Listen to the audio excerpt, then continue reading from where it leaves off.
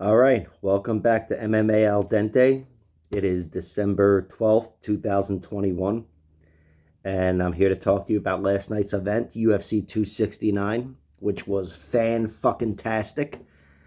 If you watched it, then I'm sure it's up there, one of your favorite events of all time, as it is mine. I mean, from top to bottom, this thing was fucking awesome. Of course, I'm dying to talk about Juliana Pena taking out Amanda Nunes, but I'm going to start from the top with Charles Oliveira taking out Dustin Poirier. Guess we'll just settle for that. That was a fantastic fight. I mean, that first round, if you haven't seen that fight, you need to see it.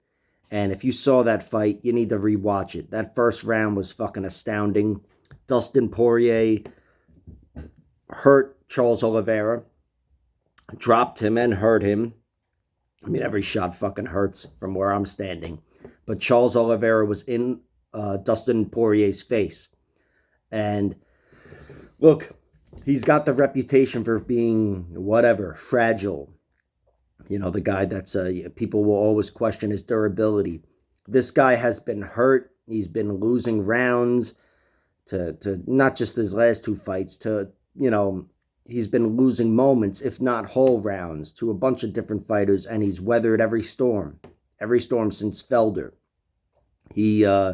Charles Oliveira, like everybody else, I wrote him off as somebody who quits and whatever. No more.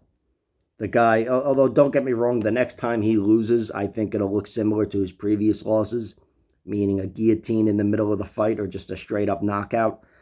But the guy, his heart, his chin, his cardio, they're all there for him. And this guy's got some third-round finishes lately over top fighters. Kevin Lee, now Dustin Poirier. The second-round finish against Chandler, which was fantastic. He was obviously very hurt in that first round. But Charles Oliveira is as good as it gets right now. He is the best lightweight on the planet. Now, people will say, well, what about Islam? And Gaethje could knock him out. It's possible. I'll have to look into that fight. And Gaethje is next. And then after that comes Islam. But Charles Oliveira is where he belongs right now. He's world class. He is more than just a submission artist. I mean, we knew that for years at this point. His striking has really come a long way. And, man, those body kicks... body knees. Those knees to the body in the middle of those exchanges in round one, I think that was the beginning of the downfall.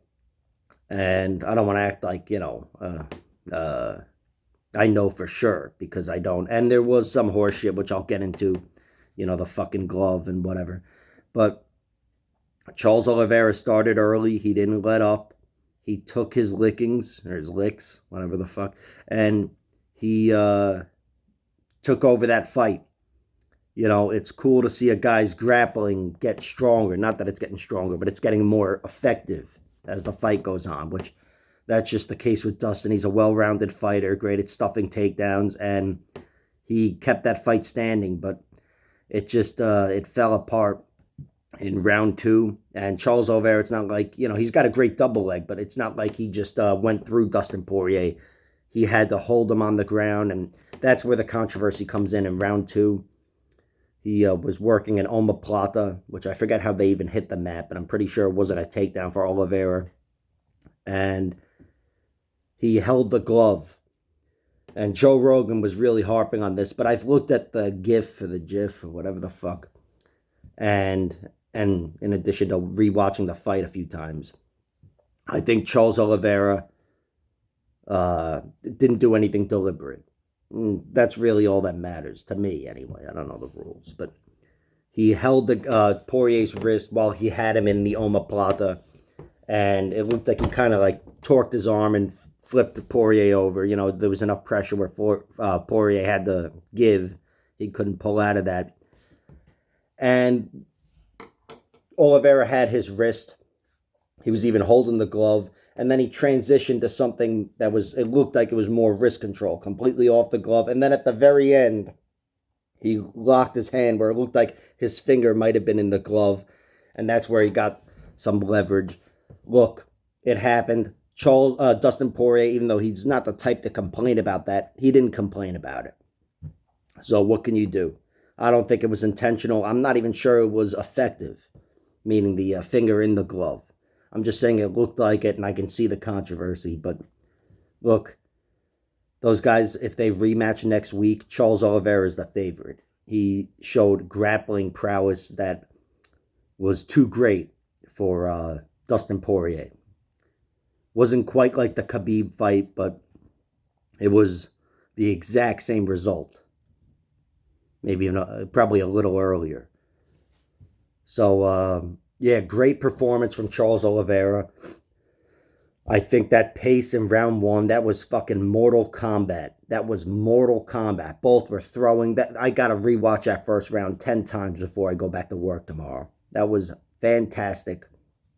Dustin Poirier, regardless of how it happened, he got settled into the bottom position in round two, and that, you can look to the body knees or whatever got him to that position in round two as the real root of his downfall. But no doubt about it, watching round two, Poirier being held down and elbowed in the face for 5 minutes, that took something out of him.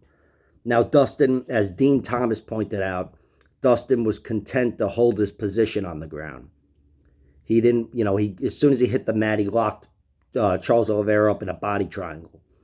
As Rogan pointed out, that's not something you want to do when you're thinking offense. He was thinking defense, ref, stand me up. Please don't let me give this guy one opportunity. Poirier's got great jiu-jitsu, but he knew better than to give Charles Oliveira one opportunity. If he goes up for an armbar or some sweep and he gives his back, that's it. And as we found out in round three, it was the good call. It was the right call, the right move for Dustin Poirier to be very cautious. But overall, great performance from Charles Oliveira. I mean, he solidified his spot as the top fighter. He was the champion, obviously, coming into this fight, but he was the underdog. I don't see him being the underdog against Gaethje. And against Islam, I don't know. We'll see what happens against Gaethje. But great fucking fight. Nothing better than a great fight with a great pace and a finish. And that's what we saw. Amanda Nunes versus Juliana Pena. Look, I did call it. I called it. I want to gloat. I don't have much. I'm in my fucking dilapidated apartment. This bathrobe's like my top possession. I need something. So allow me this. I called it. Juliana Pena won. It was different from the way I saw it going down. I saw it taking place more like the Zingano fight, which I guess this was like the Zingano fight, but I didn't see Pena rocking her on the feet, which is what happened. Amanda Nunes was never hit with a punch and staggered, and there was that moment where she's doing the fucking fish dance, but she was rocked, and that's what took the fight from her. The first round was Amanda's round, but I thought Juliana Pena did a really good job just, keeping it a grappling fight, even putting herself in bad positions and shrimping out and just, constantly working that Kimura, working arms, keeping Amanda busy. Because when Amanda's busy, she can't drop fucking jackhammers on you. And I thought Juliana Pena did what she needed to do. In round one, between rounds 1 and 2, I thought Juliana, I forget what she said, but she seemed almost a little discouraged. And her corner said, that was exactly what we expected in round 1. And like a lot of people, I'm sure, who picked Juliana Pena, whoever else did, that was their mentality. She gets out of round 1. This is her fight. I did think she would take over and start dominating with wrestling, but she chose to stand and bang. And Juliana Pena's never gone down. That's one of those things I remember saying, like Chris Weidman versus Anderson Silva. I forget Weidman's record. It was like 9-0, 10-0, whatever. And on paper, you could argue he doesn't belong in there with Anderson Silva. And I remember saying, look, this guy, I haven't seen him rocked yet. Of course, after that, we've seen his chin kind of fall. But at that point, I remember saying, this guy, for all we know, he's got Dan Henderson's chin.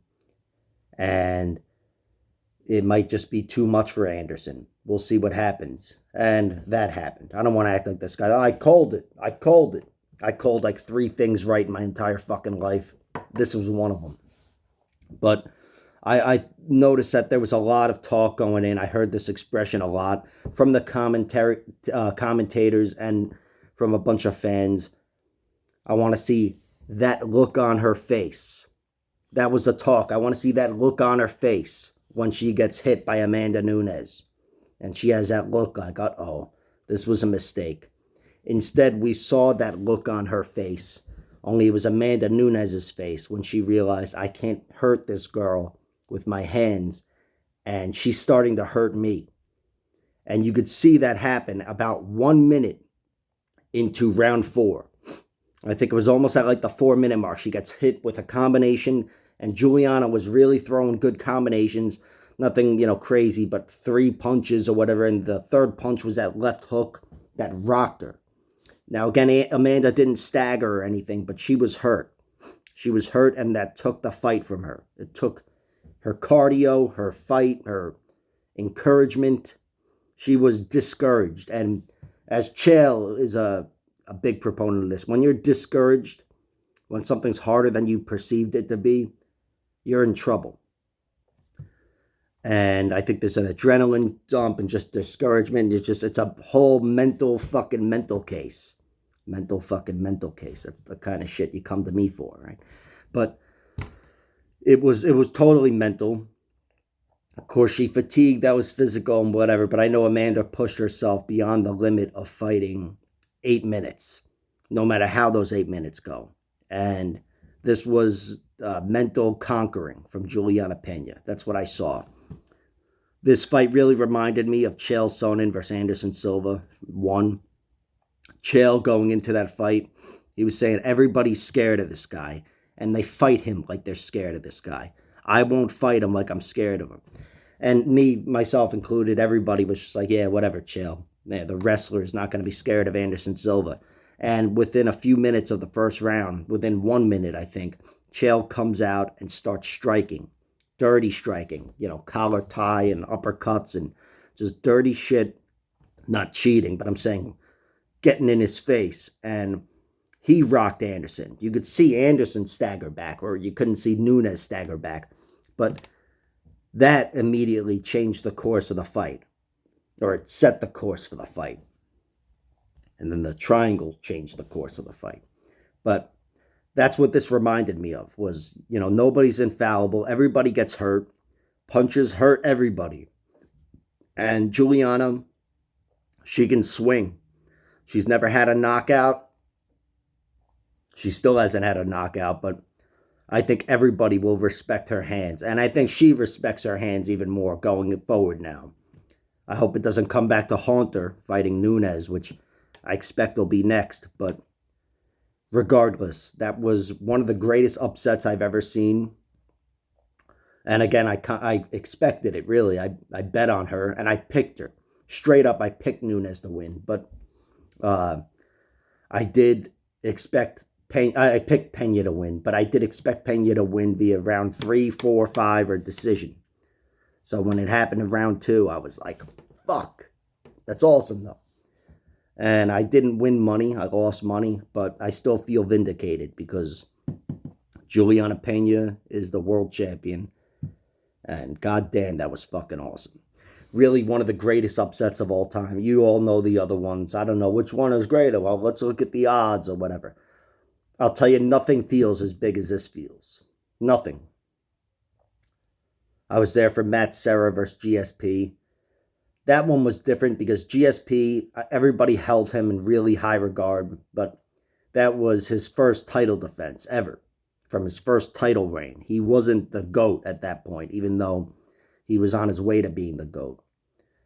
And as far as Holly Holm goes, I think that was a bigger upset odds-wise, but man, even Ronda Rousey, I looked at her like, like Hoist Gracie. There's, where that's how I looked at WMMA, women's MMA back then.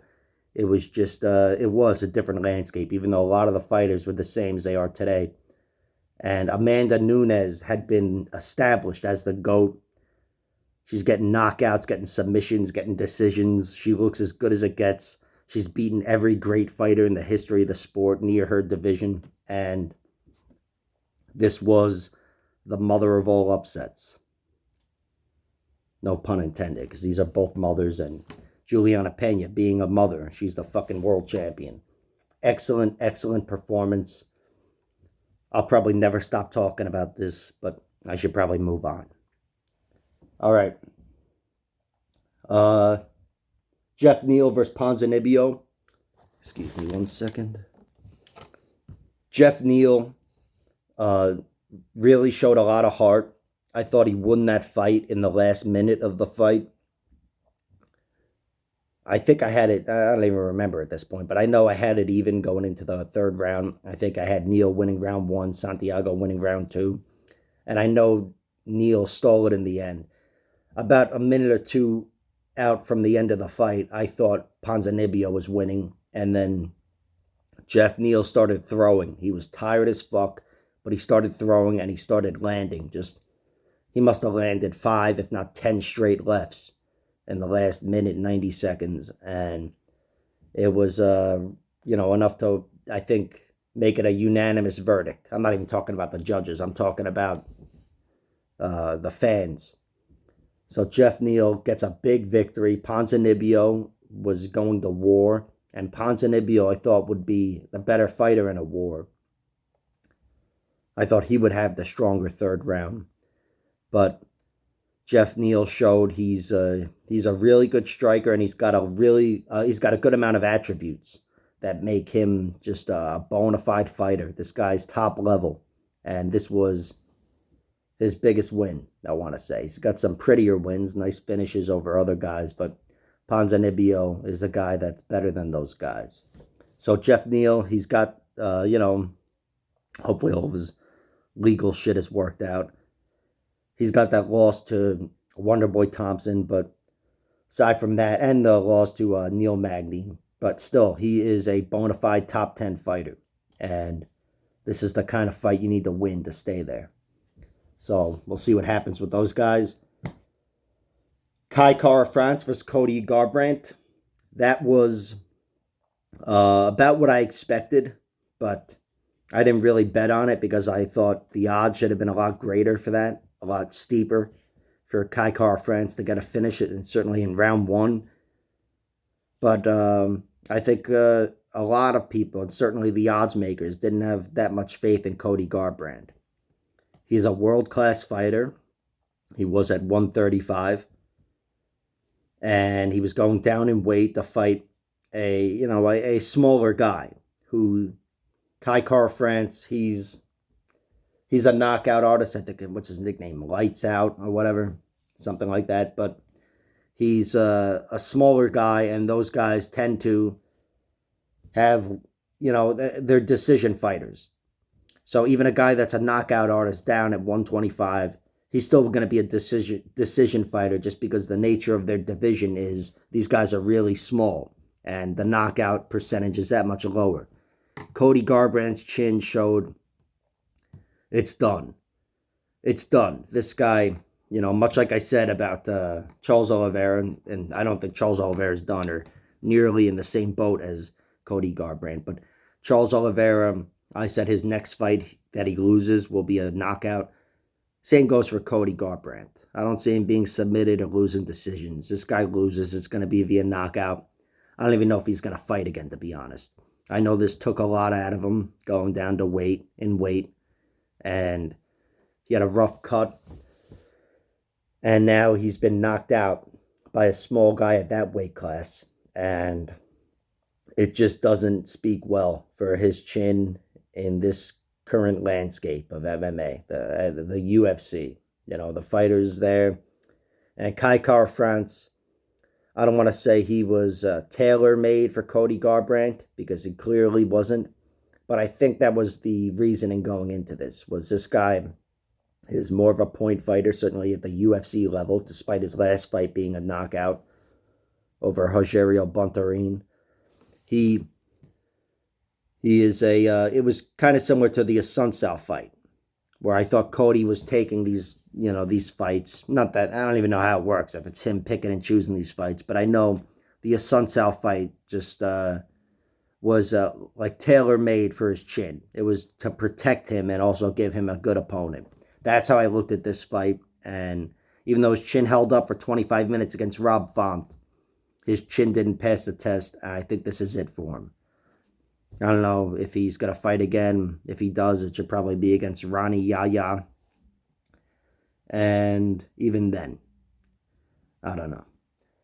Kai Car-France, he's looking for a title shot. I can't say he should get it. He's still got to get over the Brandon Royvals, but he might. He's got a very high-profile win. It was on pay-per-view, a lot of eyes on him, and he delivered. This has got to be the greatest moment of his UFC career, his MMA career, maybe his life. So it was really cool to see that. I like that guy. All right. Sean O'Malley versus Raulian Paiva. This fight was about what I expected, about what we all expected. Sean O'Malley is a good striker. He's a very good striker. He's really tough to deal with, and he's got power. He's got power. He's got accuracy. He's got size. He's a problem for a lot of striking-based fighters in that division. And a lot of grappling-based fighters, too. Paiva never went down. Before this fight, he was never put down. This was a first for him. You can say his chin has been cracked, even though it remains to be seen. But, look, you want to, you have to prove it in the cage. This is a fight where I thought Paiva could have won. I was interested in seeing how they looked in round 3, seeing if Paiva could impose his game on any level. And instead, we got pretty much what was expected. It was Sean O'Malley's game from beginning to end, and within one round, although it was at the very end of the round, he knocked him out, or TKO'd him. So, Sean O'Malley from here, look, you're going to hear a lot of calls for him to fight somebody good.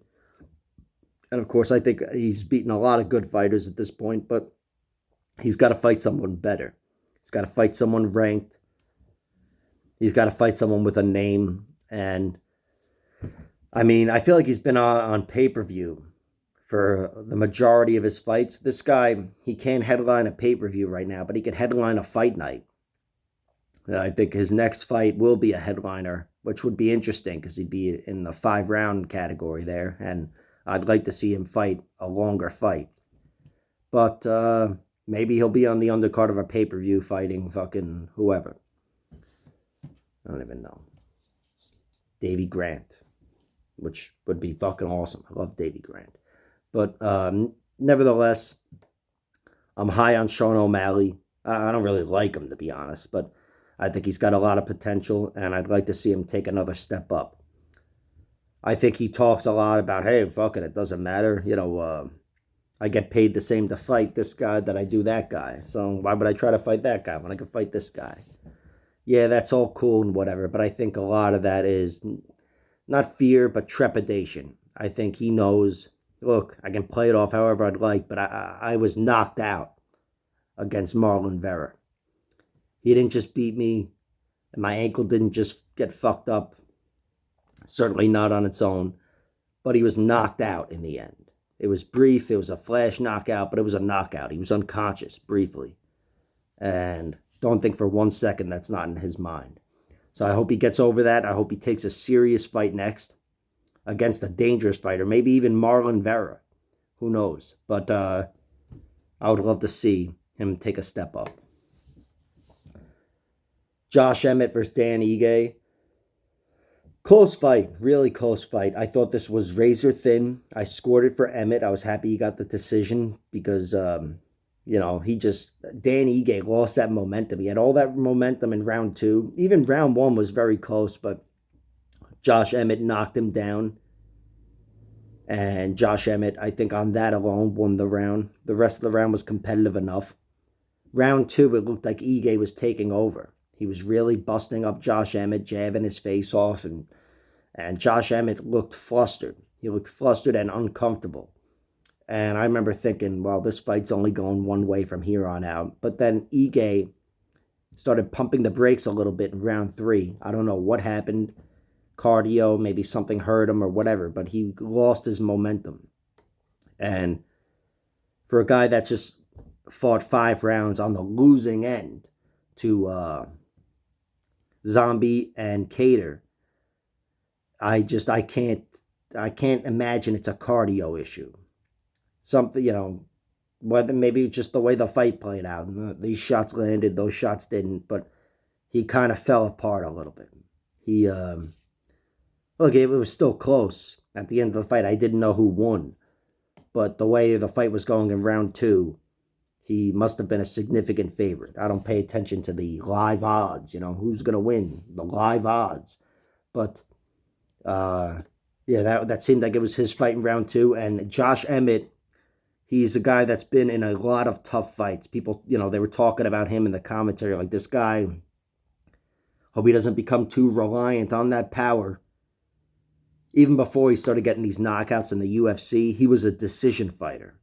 He was always kind of a knockout guy that was waiting to break through, but the knockouts didn't come.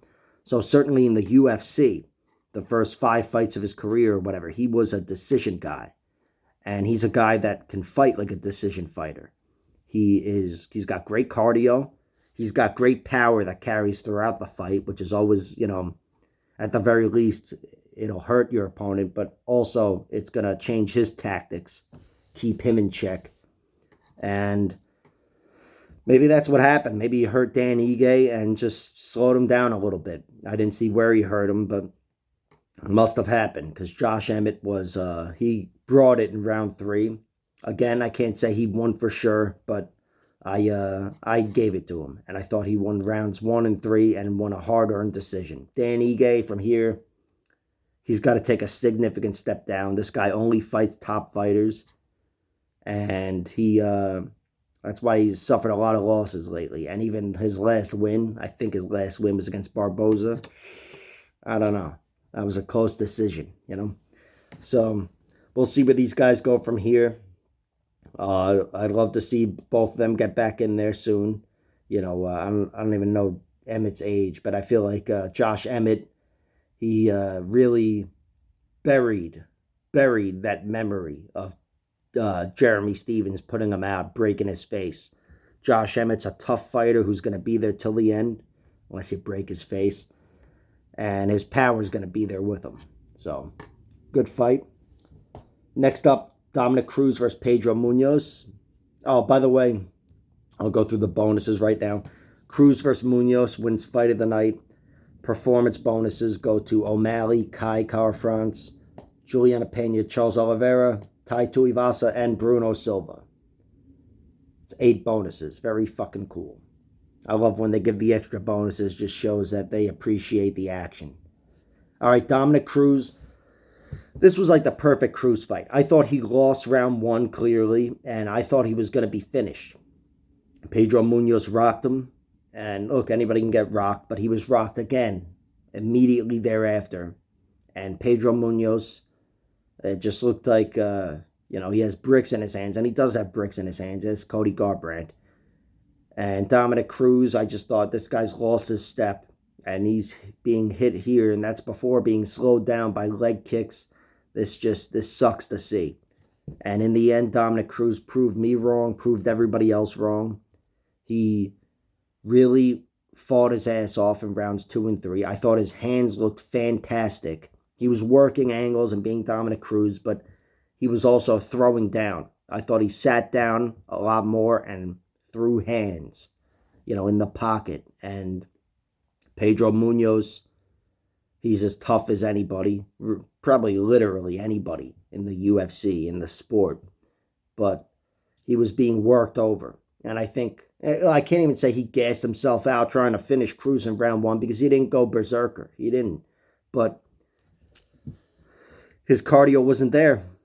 And he wasn't able to maintain a high pace. He wasn't able to impose any real effective strikes on Dominic Cruz in rounds 2 and 3. Sure, he landed, but Dominic Cruz was the one being a lot more effective. And Dominic Cruz, I thought, earned a lot of redemption. This was his redemption from the Cejudo loss. Even though he was knocked down with a knee there, he was still face down, taking punches, trying to move. A fight was stopped. I thought it was a little premature, but I remember thinking, oh, come on, man. You were going down. And I thought that in the first round of this fight, and he didn't go down. He was in the same position, taking ground and pound on the ground, trying to, get his head away and whatever you call it, get up. And Dominick Cruz took it, weathered the storm. I thought he looked okay at the end of round 1. And rounds 2 and 3, it was his fight. And he looked better than he usually does. He certainly looked more aggressive. And for a guy to be in the pocket and be aggressive more than usual, it shows that he had confidence in his own chin. Of course, after the fight, he said he thought he was, I forget what he said. They collided heads or he fell. I don't know, but he didn't think he was knocked down. So, and certainly not twice. So, big win for Dominick Cruz. Very happy for the guy. I'm a Pedro Munhoz guy, but still, Munhoz, all he does is fight great fighters, and you can't win them all. Probably can't win most of them. So, Dominick Cruz, this was his night. He gets the $50,000 bonus, redemption, cardio, durability, heart. It was Dominick Cruz's show. Really cool fight. Next up, Tai Tuivasa versus Augusto Sakai. Tuivasa's just fun. He's fun. I like watching him win. Can't stand watching him do shoeies. Fucking disgusting, really. Take a shoe, put a beer, like some fucking heathen. No. You'll never win me over with that. Certainly not if you fucking spit in it. But coming out to the Spice Girls, which I want to see what he came out to last night. I don't like when they don't show his entrance. He needs to be on the main card. So you see his entrance. But he got a beautiful knockout. That was just pressure in your face. Sakai is a type of fighter. He doesn't resist. He doesn't resist a lot. He doesn't stop the guy from coming forward. He tries to lure them in, and he's got great clinch fighting, and he's got good strikes himself, but I think he needed to impose himself more. And that would have stopped Tai Tuivasa's pressure. He didn't impose himself. He was trying to catch him in some net against the cage, backed himself up against the cage, and just got swarmed and knocked out cold. So, really big win for Tai Tuivasa. I can't say I think Tai Tuivasa can win the strap or anything like that, but he is a top UFC fighter. That's really cool to see. I wrote him off as some Mark Hunt fucking knockoff early in his career, and he's stuck around and proven time and time again this guy's going to have a long UFC career, and he's fun. Like when he wins, it's a show. He's got the music, and again, I want to see what music it was, and the shoeies, which again, fucking disgusting, but I see the crowd getting into it, and he's got a good personality overall. So, really cool victory for Tai Tuivasa.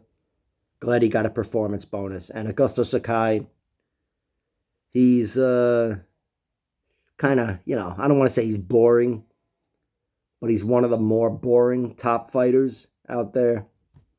And never hurts to see them get knocked out. All right, Bruno Silva versus Jordan Wright. This was bona fide power. I mean, the guy's got, 20-something victories and maybe 20-something TKOs. Every one of his victories is essentially a knockout.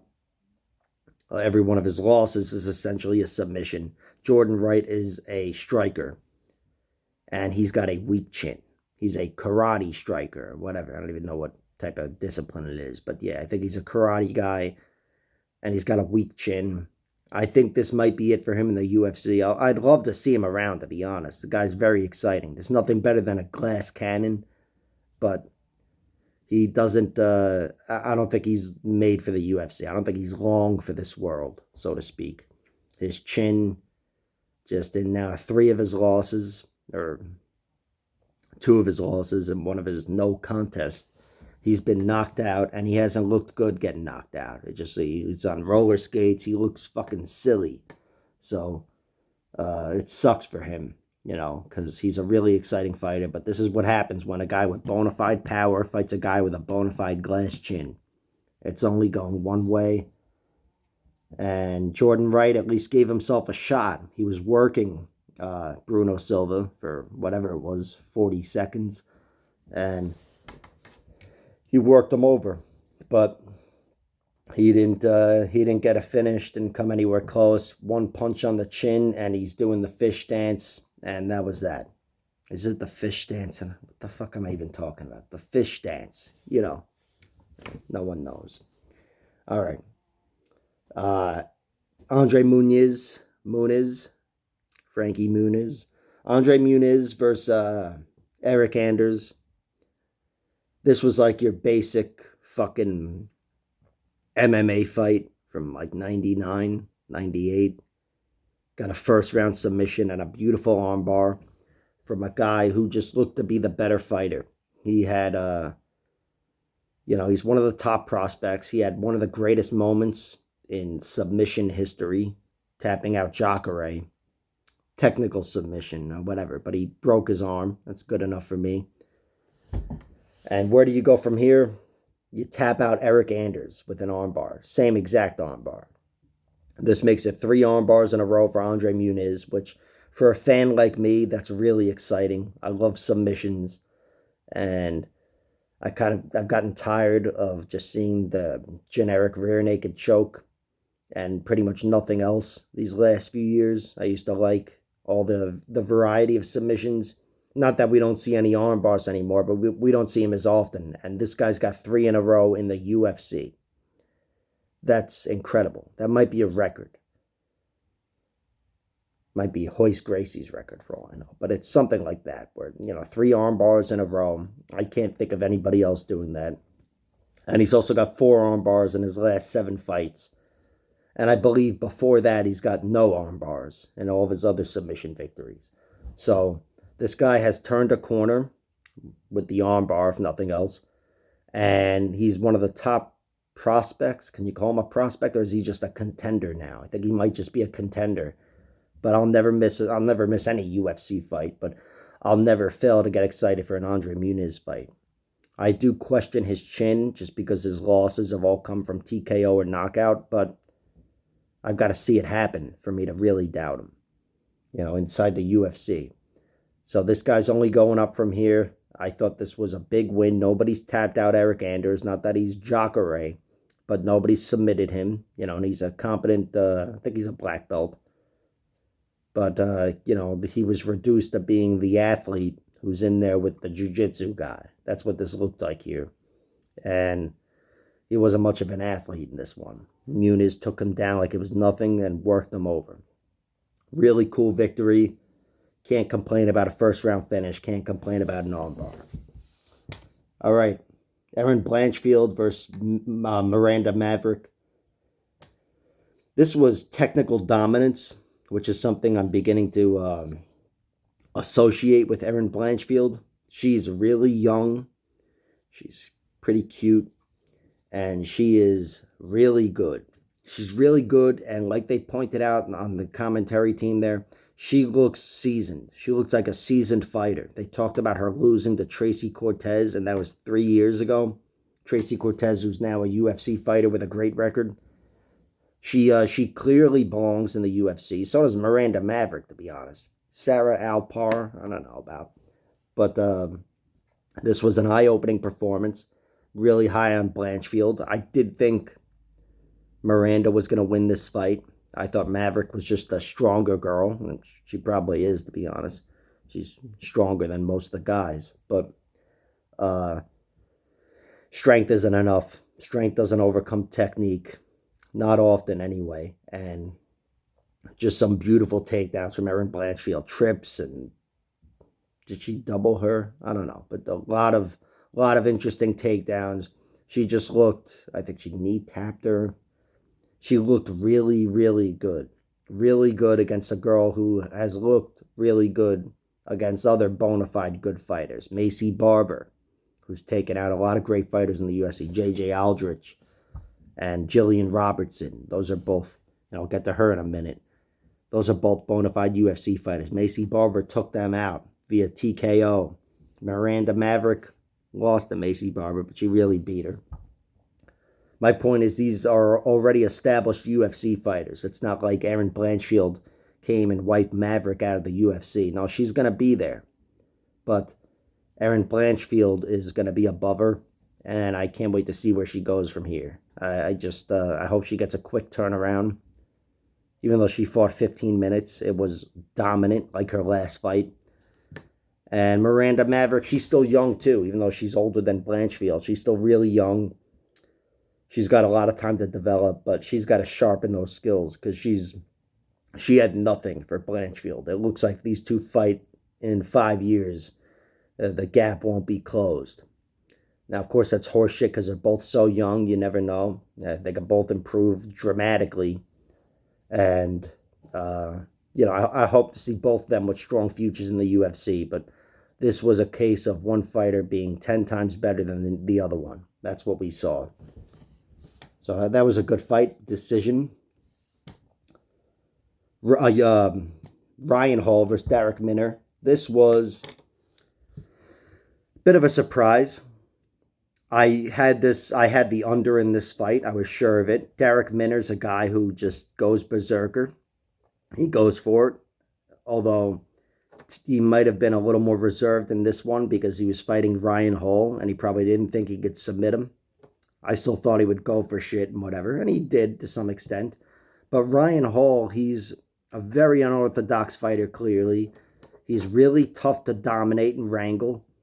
He was, I think he was losing round 1, and then he started going for legs. It's like anytime you get on top of this guy, you get any sort of conventional position, where now I go from here to here. He's rolling underneath, doing this spider web shit, trying to wrap up your leg.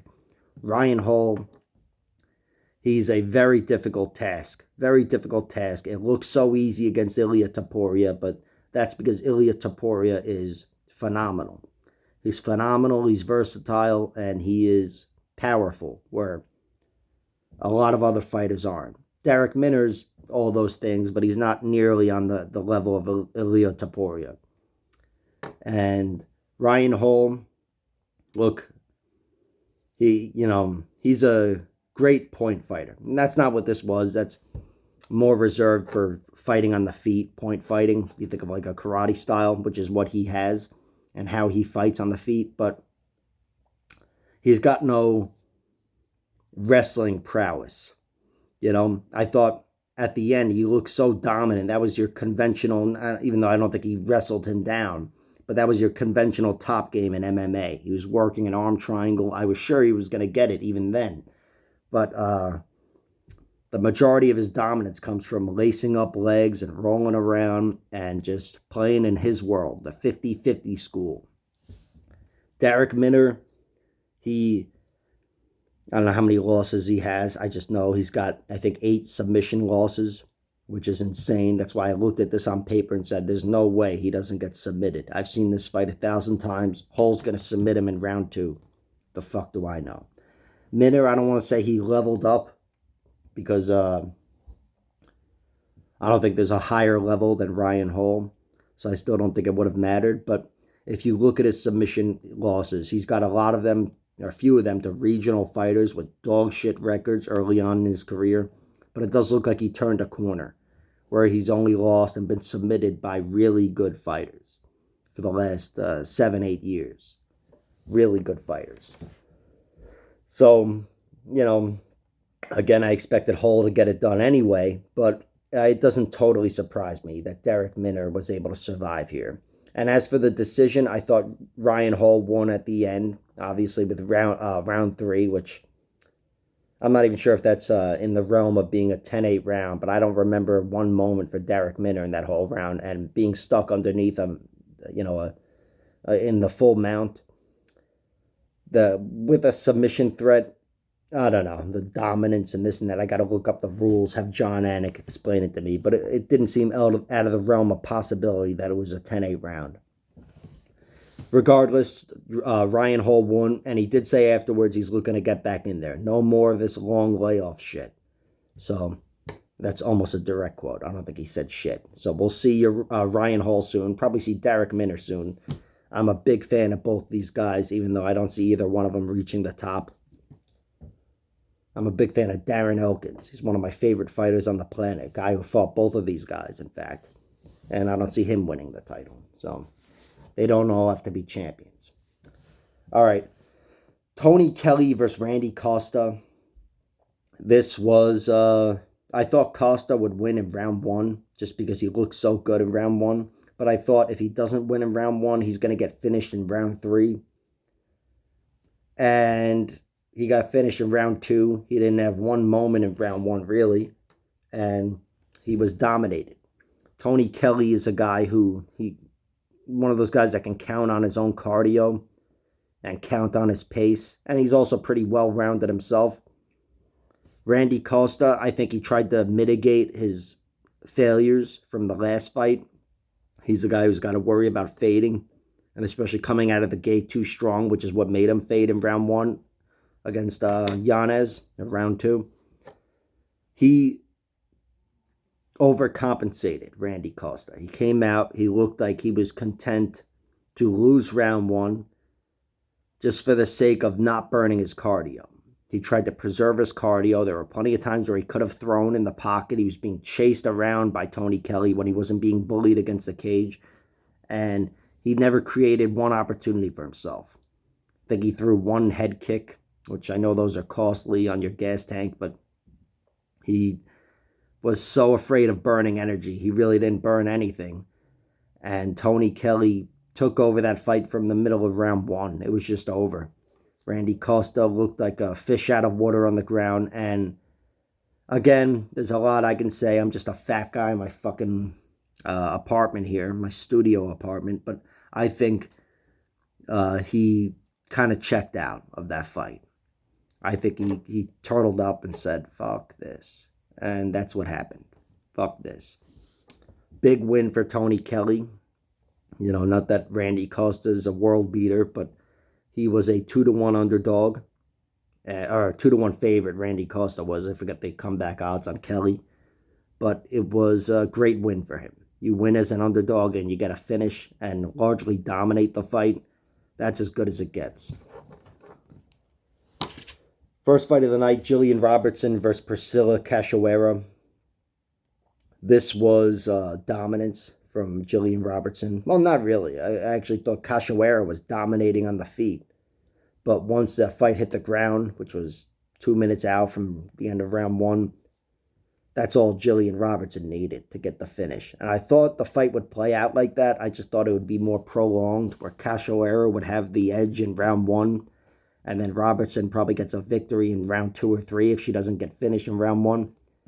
And instead, she showed that while I was right generally about how the fight would go, I was wrong about the gap in jiu-jitsu.